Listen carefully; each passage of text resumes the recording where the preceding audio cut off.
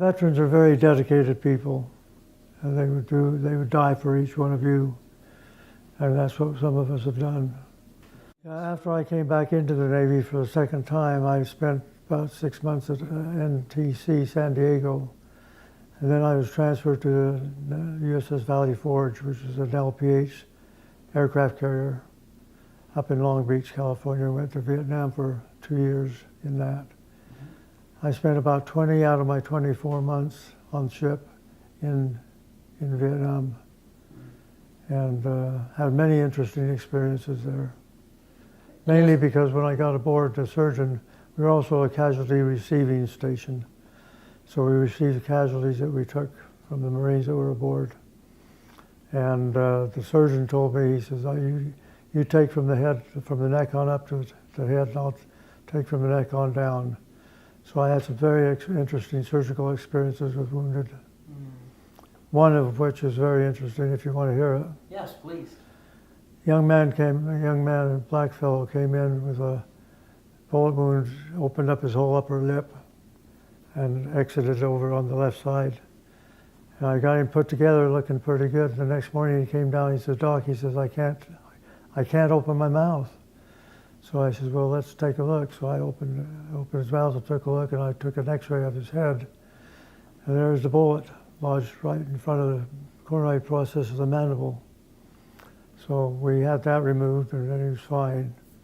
But the bullet had entered on one side, went around, opened up the whole lip, and then lodged back in the back in front of the mandible. Wow. He was like one lucky fellow. Wow. A few centimeters here and there, and he would have been here. Wow. So that was just one. Mm-hmm. And this place here is beautifully done. We got a wonderful staff, she being one of them. They treat us very well. Mm-hmm. We're well taken care of, so I'm very thankful for that. Well, great. Yeah, the chief of safety in England was I became good friends with him, Lieutenant Colonel John F. Taylor. Mm-hmm. And he was I think he was the main reason why I made Master Sergeant. If he liked you, you would move, you would go. If he didn't like you, you're in trouble. It's a nice facility. It's huge, but it's nice. Mm-hmm. The rooms are nice. They feed you good. They wait on you. They treat me better than my wife does. Yeah, you can't complain about this place. Good. If you do, there's something wrong with you. We flew the 50 missions. We were shot down twice. We were on do you want this? Yes. I'm gonna sit back down. 50 missions, shot down twice. This was, I think, the 13th mission, and we went on a low sea sweep. Now, you don't see too many people that are still alive that went on a low sea sweep. In the Mediterranean Sea, we were. And what you do is you send in 18 planes high, and they bomb on the shipping. This was in the Mediterranean. This is while they were trying to put troops, and we're talking about Rommel and Montgomery and all of these guys. And our commanding officer was flying the 18 planes up above, and we were leading the 6 below, 6 planes. And they're supposed to drop the bombs so that then we come in and really do the messing up with the. And when you're doing something like that, you don't want to hit the ship. You want to put your bombs in alongside the ship, because then it cracks the hull, and it goes down in a hurry because they come in the side. Well, anyhow, the upper echelon decided not to go across the ship because there was about 4 or 5 ships, and so they scuttled their part of the mission and went home, and left us 6 ships, planes flying across those. I think there was about a half a dozen ships, and we got one plane that got back to our base. I think we were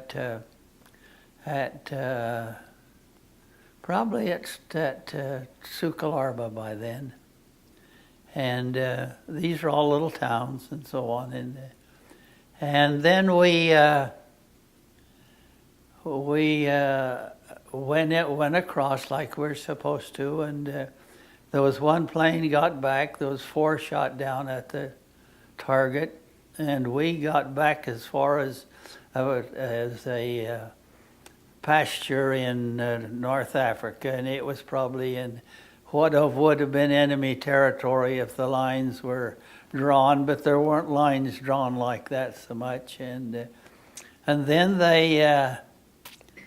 we landed. We had the horizontal stabilizer was shaken, and we had to cut the speed down to about 180 miles an hour so that they could land it. It couldn't fly any faster than that. And then we had a British truck that found us, and they asked us the usual questions. Who was Babe Ruth and things like that. Being an old baseball fan, I had no problem with that. Anyway, they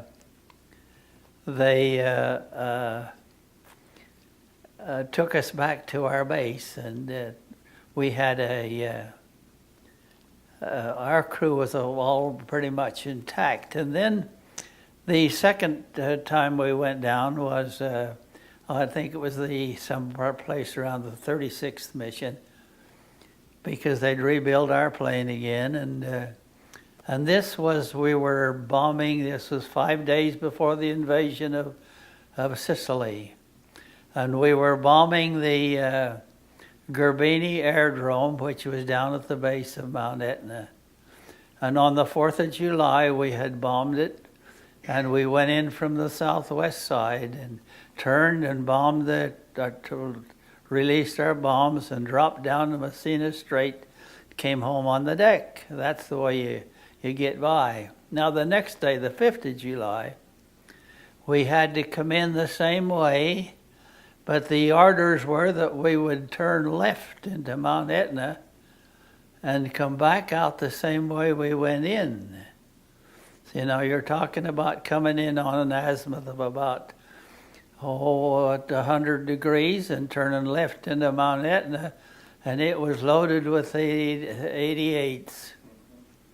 And that was the best gun in the war. That gun could lay down flat and shoot troops with it, because they could see the whites of their eyes with it.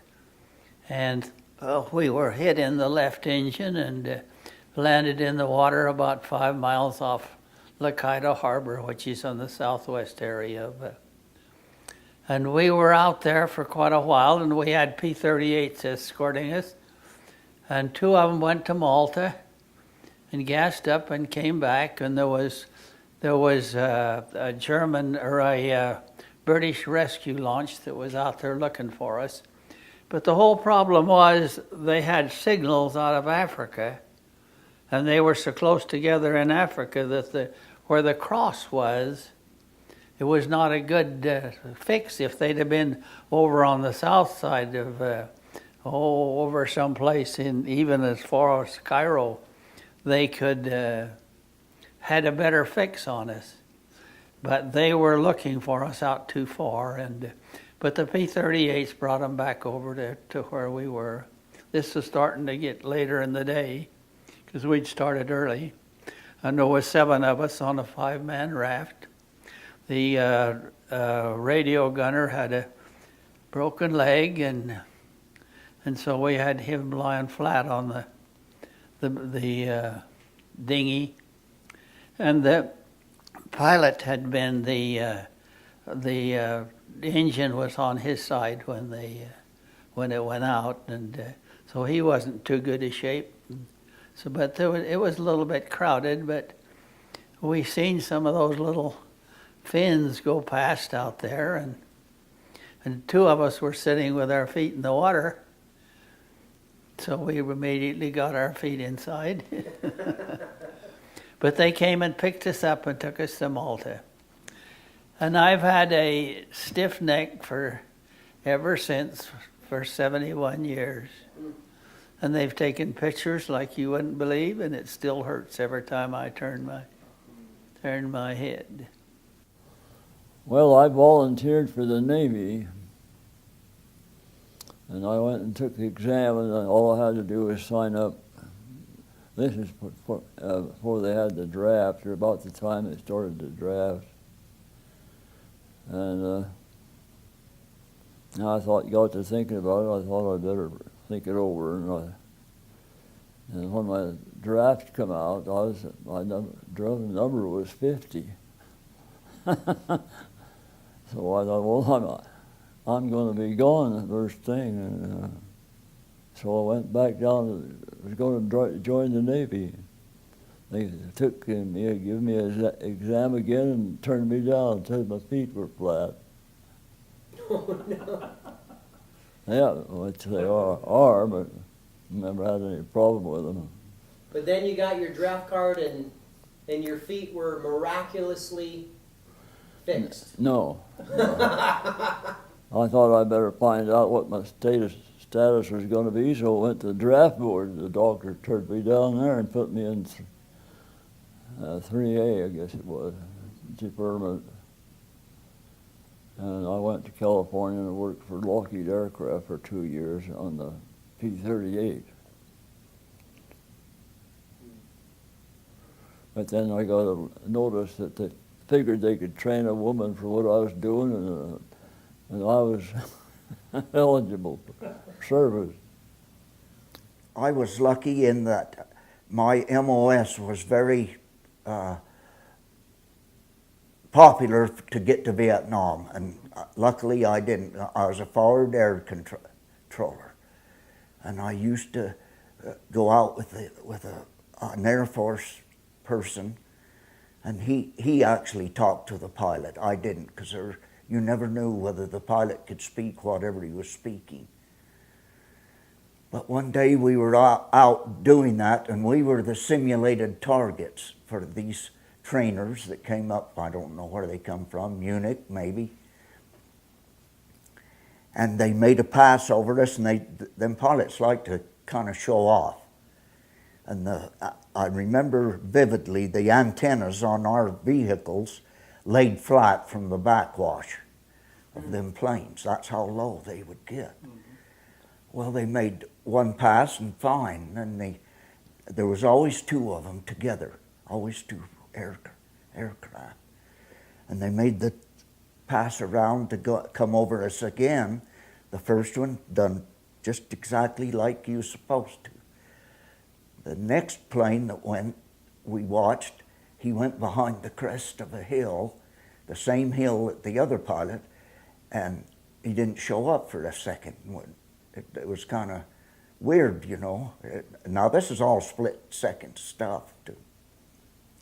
All at once, we heard this big crash, and that plane, they said, after they investigated the accident, that if he would have been 4 feet higher, he wouldn't have left his 50 caliber machine guns in the crown of that hill. Yeah.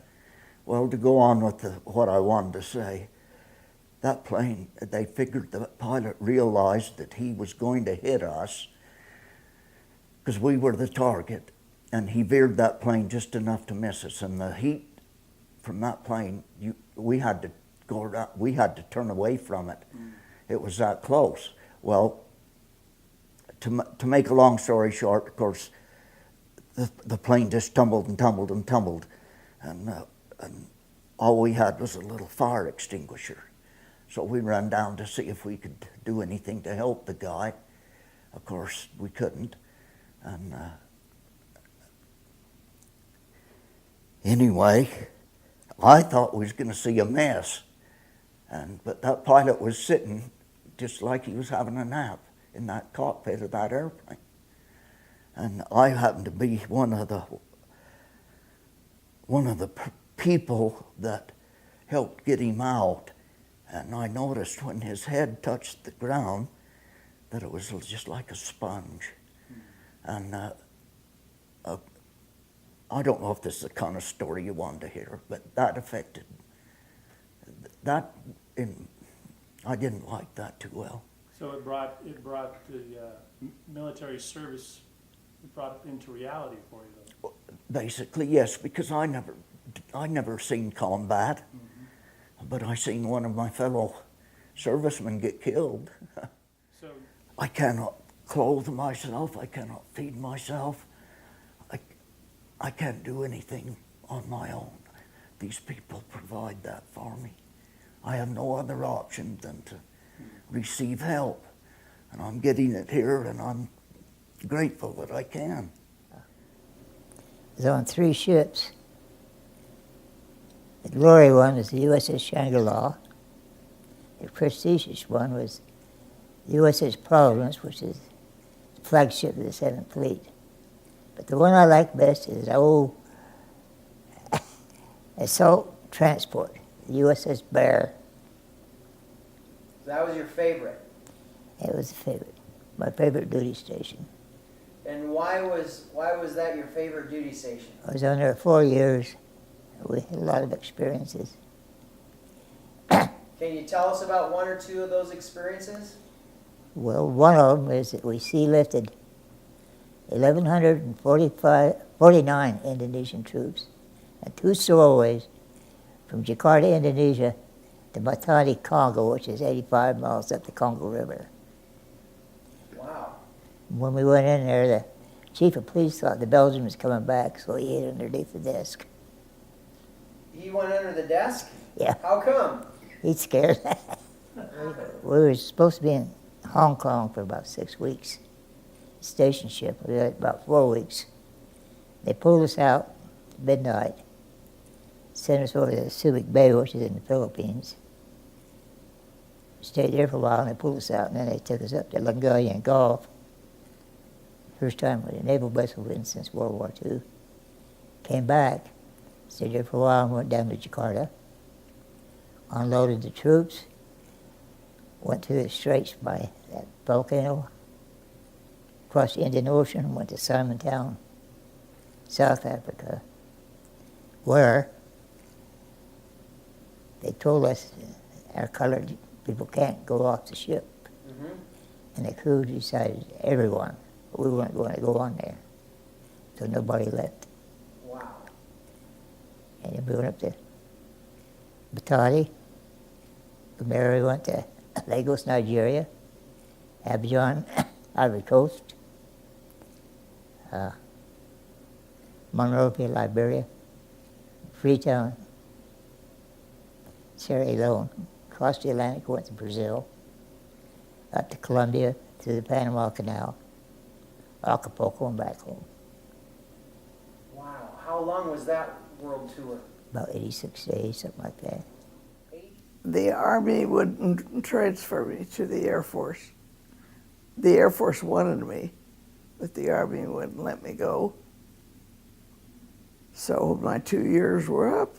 I got out and immediately had a letter from the Air Force asking me to come back on active duty.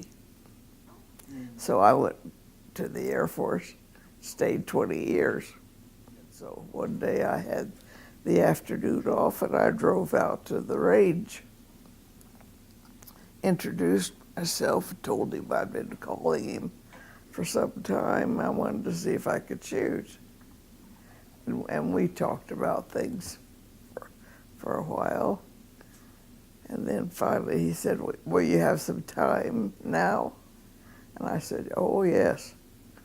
And so he took me over to the range. He checked out a couple of guns and some ammo and some targets. We went over to the range to see if I could shoot. And he taught me trigger squeeze and sight alignment and things like that.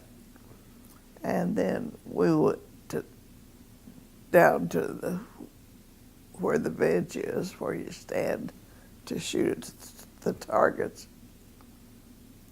And he taught me how to shoot, and then he'd say, now I want you to shoot one time, one pistol at that target. and I did that. We played around like that for a while, and finally I was up to shooting, I guess maybe it was three shots at a time. And he said, "You've never shot a pistol before?" I said, "No, never had one in my hand."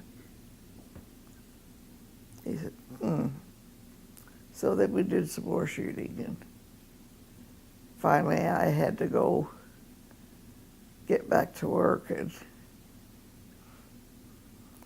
he said, "What do you do at 7 o'clock on Saturday morning?" I said, "Well, I'm usually just about getting up, because I'm at work at 7 o'clock every other morning." And he said, "Well, we were wondering if you would like to join the team for practice on Saturday morning." I said, "Well, I probably could work that into my day, you know." So I was at practice that Saturday morning and every Saturday morning after that. And it progressed from me being on the Maxwell Air Force Base pistol team. I got a letter from, I guess I got a phone call from a colonel somewhere wanting to know if I would like to join the Air Force pistol team. And I said, "Well, will I still be a physical therapist or what?" And they said, "Well,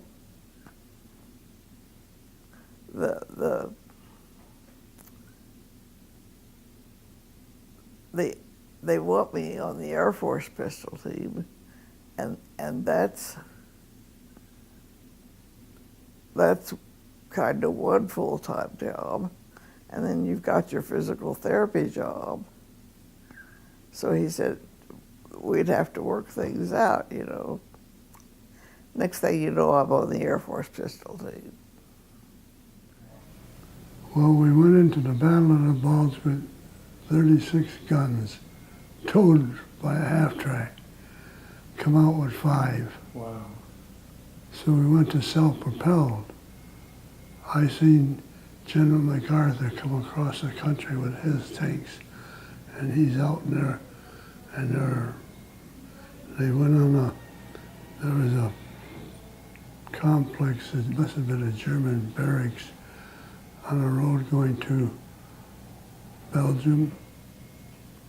And I think the Germans wanted to keep that so they could get him out of the country. He relieved it.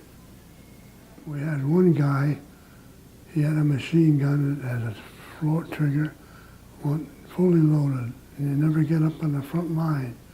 We told him to half load that. A sergeant got in the vehicle and happened to hit the floor trigger. It went off, and there was a guy holding his hand over the barrel, went through his hand and through a lieutenant's thigh. Wow. 3 men out of service. 2 wounded and one that had to go to court. Then there was another one, he never paid attention. He shot his partner. They used to have a partner when they went on guard duty at night. He shot him, he had a kid and a wife, about 8 hours before the war was over, or less. Wow. I got wounded, of course. I got a Bronze Star. Why I got it, I don't know. I saved a lieutenant or a captain in the military. It was a medic. He was laying out in the field, they were shooting at him. I grabbed the guy's Jeep, which wasn't my job, and I think it had a gun in it, And I got that going, and I went out and I rescued him. Then they wanted ammunition, 3-inch stuff for the big guns. And I was loading it, and I told the driver, he said, I'm not driving up there with this. I said, I don't give a damn what you do, just load it, and I'll drive it. They need it. And there was a lieutenant there, and he heard that, I guess, and I don't know if that's why I got a Bronze Star or not. Well, I worked in the shipyards as an electrician, and I saw these old Liberty ships go down the ways and into the water, and the sailors come out and get on it and go, and I thought, my, that looks exciting. So anyhow, I quit my job, and I had a job there because I was supposedly an expert on one particular gun emplacement. I thought, well, I'm going to go back to Salt Lake and join something. I went in, I thought, well, I'll go to the Navy. Went into the Navy, and they said it'll be about 3 months before we can call you up. Next door to it was the Merchant Marine. I went in there, and they said, we can take you a lot faster than that.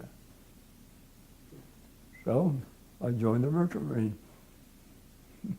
I also had a walkie-talkie that we could use ship to shore but we very seldom ever used it. But